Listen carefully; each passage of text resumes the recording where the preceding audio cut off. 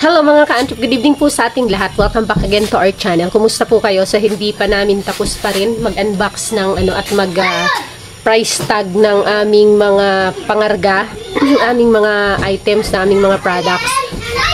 102 boxes ang in-unbox namin. So share ko lang sa inyo kasi sa bagong supplier ito, alam nyo, medyo maingay. Mga ka-antrop, medyo hindi kasi talaga lahat na po-provide ng isang supplier or dalawang supplier lang yung ating mga pangangailangan or yung mga products or yung mga pyesa kapag ikaw ay nasa motor parts business and accessories or kahit na nasa auto supply or nasa hardware. So share ko lang sa inyo na new supplier, new quality din yung hatid nila. So ito yung like halimbawa, and the quality also is related yan sa price. So may mga customer, like before, yung mga swing arm namin is hindi ganito yung quality. So halos lahat ng ngayon, ng quality ng swing arm, dahil nga sa bagong supplier is mga ganito halos lahat. Yan yung mga swing arm na yan, swing arm assembly. So yung sa before, yung sa aming before na supplier, although supplier pa rin naman namin, kaya lang nung na-discover ko yung quality nitong kanilang mga swing arm sa bagong supplier ngayon, ay mas satisfied ako sa quality nito. Although medyo mas mahal siya, solid, mabigat, makapal siya. So itong hawak ko ay pang Rusi, pang mga Rusi 125, 150. Ayan, mayroon na siyang kabitan ng pang double shock. So nga lang, itong brand na ito, wala siyang kasamang swing arm axle at swing arm bushing. Yan, kagaya nung brand na dala-dala namin before, galing sa ibang supplier, may kasama na siyang swing arm bushing. Ito wala. So, bagong supplier, bagong quality ng item, mas mahal siya, pero mas maganda yung quality. So, ganun po yung mga ka-antrop. Kalimitan may mga customer na mga nagtatanong o nagtataka, ay, mahal. Ganun po talaga. Magkaibang quality, magkaiba ng brand, magkaiba din yun ng price. So of course, kapag doon sa palaging connotation na yan at applicable naman yan sa lahat na mas mahal, expect mo na mas magandang quality yan. Mas nasa in good condition, good quality, kaysa doon sa mas mura. Kahit pa sabihin natin pareho sila ng item or parehong klase. So hindi ko na ipakita yun. Yun kasi yung mga brand na dala namin sa ibang supplier before. So medyo siya, medyo manipis, medyo magaan, hindi siya kagaya nito na parang solid talaga. Even yung aming mga pang XRM 125, pakita ko sa inyo. So to pakita ko sa inyo mga ka-antrop, bagong supplier na rin to.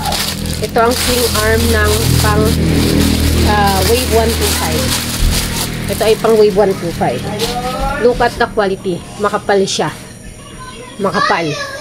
Even here, makapal siya. Makapal siya na klase.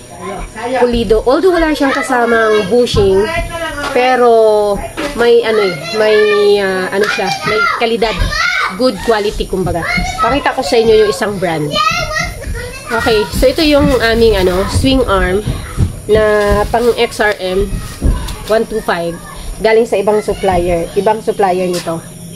Okay? So i-compare mo dito sa isa. Ito ang bigat halatadong solid, pulido talaga. Compare dito. So masasabi ko na yung quality nun, kaya mas mahal din yun siya. Mas mahal yun, pero mas maganda ang quality. Pero wag din malilito mga ka-antrop. Meron din na maganda yung quality, pero mura lang din siya. Ibig sabihin, may kinalaman din yun sa supplier. Sa supplier, halimbawa, naka-direct. Kung naka-direct ka, kasi yung halimbawa ito, kung dito mo kunin na hindi naka-direct ito, medyo mahal na siya. So, medyo mahal na natin siya may dispose. Pero since ay naka-direct ito mismo sa importer, na napapamura ako in terms of galing sa supplier, pero maganda yung quality niya. Yan siya. Ito, medyo mura siya, galing na hindi sa importer, pero hindi kasing ganda yung quality nito. Mas mabigat nga ito So yun, new supplier, new quality of items. Minsan naman may mga supplier na pare-pareho lang yung nila, pare-pareho lang yung brand na kinikerry or binibigay or pinaparating or pinapadala. Magkaiba lang ng presyo. Depende pa rin yun kasi sa kanila. So pagdating kasi sa mga ganyan, like yung mga dealer na talaga, ano, minsan hindi natin alam kung mga nakakontrata sila sa importer or sa factory mismo. Kasi may alam ako na nakaka-direct mismo sa factory, kaya mura talaga siya. Mura na kukuha nila galing sa factory, and then naibibigay sa amin ng mga retailer ng medyo mababa. And then halimbawa may ka-same price din na nag-wholesale pero hindi sila nakaka-direct sa factory. Kung nakaka-direct lang sila sa factory, hindi sila yung naka-term sila, hindi kagaya nung nagsi-COD ng mga dealer galing sa factory at nagpapa-reserve pa. Mababa talaga yung binibigay sa kanila ng factory. Pero kahit na siya ay naka-direct din, pero naka-term siya, so pwedeng magkaiba rin yung presyo na ibibigay sa kanila ng importer or ng mga factory. So doon sa atin, kaya nakakarating sa atin, kahit na halimbawa magka-same sila ng brand, so magkaibang price ang naibibigay nila. So nakadepende na yun doon sa dealer. Siyempre siguro kung mura din ni dealer na nakukuha doon mismo sa factory, kaya mas mababa din yung naipapaabot sa atin. So ganun talaga, expect na natin good quality. Yes, kasunod niyan ang presyo din. Same thing, lahat naman ng mga brand ganun, di ba? Kahit sa cellphone, sa oils, sa tires. So may kinalaman palagi ang quality doon sa price ng mga items o ng mga piyesa. Kagaya sa atin, nasa piyesa tayo. And then tulad niyan, yung aking mga caliper assembly ay mga Takasago yung dumating na brand. Expect mo, maganda yung quality.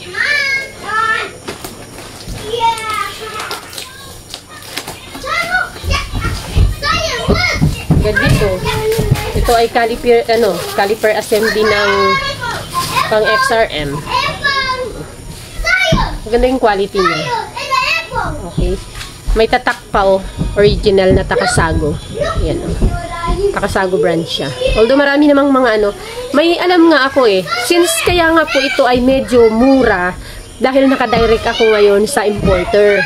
Pero kapag kukunin mo ito like sa dealer na lang din, medyo mataas din siya. Medyo mataas ang bigay na rin. Kasi syempre, mataas, may price na rin yung binigay sa kanila si factory or si importer. So since naka-direct ako, branded na siya, pero medyo mababa pa rin. Yan. Pang ito, mga Wave 125. Yan siya. Maganda yung quality niya.